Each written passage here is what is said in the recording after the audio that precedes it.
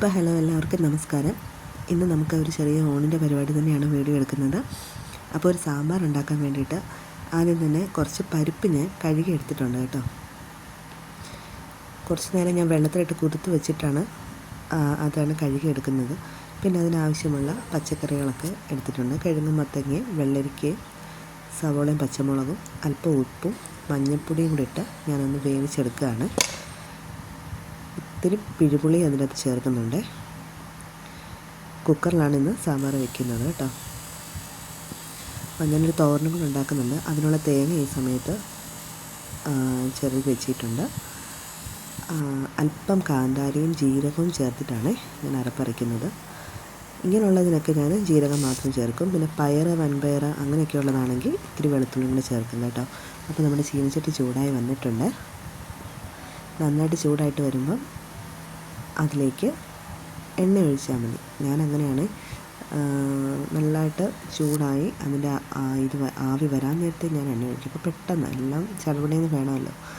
അങ്ങനെ എണ്ണ ഒഴിച്ചു കഴിഞ്ഞിട്ട് ഞാനിന്ന് വെക്കാൻ പോകുന്ന തോരൻ എന്ന് പറഞ്ഞാൽ ക്യാബേജ്, പൊന്നാങ്കണ്ണി ചീര, ബീട്രൂട്ട് ഇത് മൂന്നും കൂടെ ചേർത്തിട്ടുള്ളൊരു തോരനാണ് കേട്ടോ.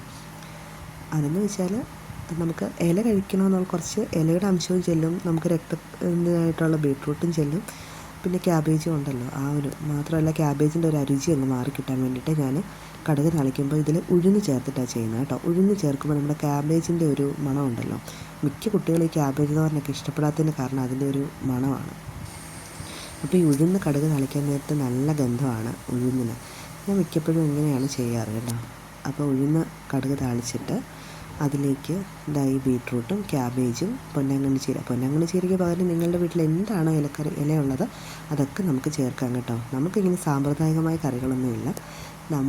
നമ്മളുടെ ആരോഗ്യമാണ്, നമുക്ക് എന്തൊക്കെയാണോ ആവശ്യങ്ങൾ. എനിക്ക് ഹീമോഗ്ലോബിനൊക്കെ കുറവുണ്ടായിരുന്നു. അപ്പോൾ ഞാൻ എൻ്റെ ഭക്ഷണത്തിൽ ഇങ്ങനെയൊക്കെ ഉൾപ്പെടുത്തി കഴിഞ്ഞപ്പോൾ അതിൻ്റെ ഇതൊക്കെ അങ്ങ് മാറിക്കിട്ടി. അപ്പോൾ നമ്മളെപ്പോഴും ഭക്ഷണം വെക്കുമ്പോൾ ഈ രീതിയിലാണല്ലോ വെക്കേണ്ടതെന്ന് ഓർക്കേണ്ട കാര്യമില്ല. നമ്മളുടെ ആരോഗ്യത്തിന് വേണ്ടിയിട്ട് എന്തൊക്കെയാണോ കിട്ടാൻ പറ്റുന്നത് അത്രയും മാക്സിമം സാധനങ്ങൾ ചേർക്കുക എന്നുള്ളതാണ് കേട്ടോ. അപ്പോൾ നമ്മുടെ തോരൻ ഞാൻ നല്ലതായിട്ട് കാന്താരിയൊക്കെ ഇട്ടിട്ടുണ്ട്. അതിൻ്റെ നിറമാണ് ചുമന്നിരിക്കുന്നത്. അത് ചേർത്ത് അടച്ചു വെച്ച് വേവിക്കുകയാണ്. ഈ ഇലയൊക്കെ ചേർക്കുമ്പോൾ നമ്മൾ കഴിവതും വെള്ളം ഒന്നും തൊടരുത് കേട്ടോ. അത് രാവിലെ തന്നെ വെന്തോളും.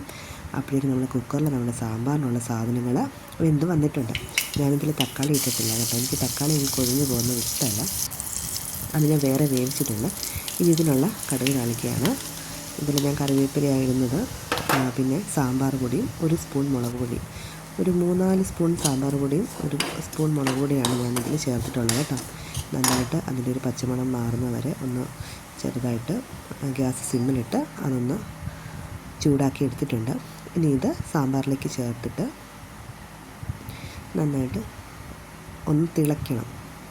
ആ സമയത്തേക്ക് ഞാൻ അതിൽ തക്കാളിയും ചേർത്തിട്ടുണ്ട് കേട്ടോ. എനിക്ക് തക്കാളി ഈ രീതിയിൽ, കാരണം ഒരുപാടങ്ങ് കലങ്ങി പോകരുത്. ഒരു തക്കാളിയൊക്കെ ഒന്ന് എടുത്ത് തിന്നത്തക്ക രീതിയിൽ വേണം. ഇത് എപ്പോഴത്തേക്ക് നമ്മളുടെ സാമ്പാർ ശരിയായി കഴിഞ്ഞപ്പോൾ നമ്മുടെ തോരനും ആയിട്ടുണ്ട്. തോരൻ ഇങ്ങനെ ഇടയ്ക്ക് അരപ്പ് അതിൻ്റെ മുകളിലിട്ടിട്ട് ഇളക്കി യോജിപ്പിക്കല്ല. ഞാൻ ആദ്യം തന്നെ ഇലയൊക്കെ ഒന്ന് വെന്തതിന് ശേഷമേ ഈ തേങ്ങയും കൂടെ കൂട്ടി യോജിപ്പിക്കത്തുള്ളൂ. കാരണം അല്ലെങ്കിൽ അടിക്ക് പിടിക്കാൻ സാധ്യതയുണ്ട്.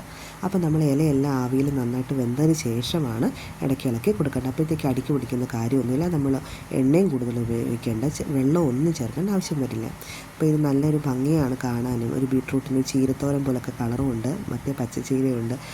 നല്ല ഗന്ധവുമാണ്. ഉഴുന്നൊക്കെ കടുക് താളിച്ചതിൻ്റെ നല്ലൊരു ഗന്ധമാണ്. പിന്നെ ഇലകളൊക്കെ ചെയ്യുമ്പോൾ നമ്മൾ ആദ്യം തന്നെ ഉപ്പിട്ട് വേവിക്കരുത്. പ്രത്യേകിച്ച് പ്രഷറൊക്കെ ഉള്ളവർക്ക് നമ്മൾ വെന്ത് കഴിഞ്ഞതിന് ശേഷം മാത്രം ഇത്തിരി ഉപ്പിടുന്നതാണ് നല്ലത് കേട്ടോ. അപ്പോൾ ഇത് വെന്ത് വന്നതിന് ശേഷം എത്ര ഉണ്ടെന്ന് അറിഞ്ഞിട്ട് ആ കണക്കിന് ഉപ്പിടുക. അപ്പം നമ്മുടെ ഇന്നത്തെ ഊണ് ശരിയായിട്ടുണ്ട്. സാമ്പാറും തോരനും, പിന്നെ ഇന്നലെ ഇത്തിരി ലിവർ ഞങ്ങൾ വറുത്ത് വെച്ചിട്ടുണ്ടായിരുന്നു. അതാണ്. ഉലുവാമീൻ വറുത്തതുണ്ട്, പക്ഷെ ഞാനത് കൂട്ടില്ല. അപ്പം ബായ്.